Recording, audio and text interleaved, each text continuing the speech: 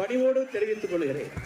முகஸ்துதிக்காக வார்த்தைகளை பேசக்கூடியவன் அல்ல, அப்படி பேச வேண்டிய தேவையும் எனக்கு இல்லை. ஆனால் இன்றைய இந்த காலகட்டத்திலே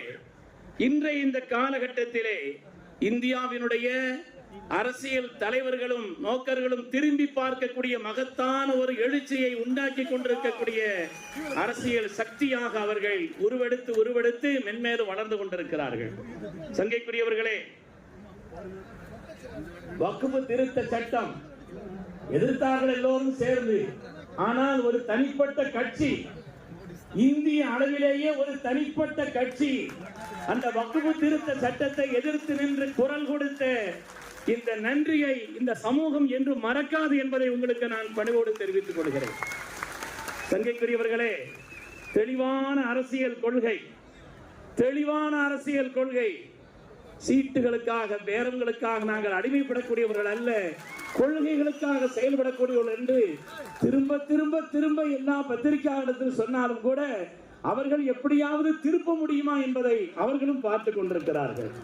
இங்க இந்த தேசம்தான் எங்களுக்கு முக்கியம் என்று சொல்கிறார். அவருடைய உரையிலே சாரத்தை எல்லாம் பார்த்தால் இங்கே தேசமும் மக்களுடைய மேன்மையும் தான் முக்கியம். அதே போல இங்கே எல்லோரையும் அவர்கள் கோட் சூட் அணிந்து, ஒயிட் சட்டை அணிந்து, அதே போல் சிவப்பு டை அணிந்து ஏன் இப்படி போட சொன்னார்கள் நான் யோசித்து பார்த்தேன். அருமையானவர்களே, வாழ்க்கை என்பதை கடந்த காலத்தை பற்றி உண்டான ஒரு நிறைவும் வருங்காலத்தை பற்றி உண்டான ஒரு நம்பிக்கையும் தான். எனவே ஒரு நம்பிக்கையான வாழ்க்கையை நாம் தொடங்க, அதை தொடர அடிப்படையான தேவை என்பதற்கு உண்டான ஒரு வழிகாட்டுதலாகத்தான் இந்த காரியத்தை செய்திருக்கிறார். இங்கே விடுதலை சிறுத்தை கட்சியினுடைய பொறுப்பாளர்கள் ஒவ்வொருவரையும் குறிப்பிட்டு சொல்ல வேண்டும். ஆனால் அதற்குண்டான ஒரு நேர அவகாச சூழல் என்பது இல்லை.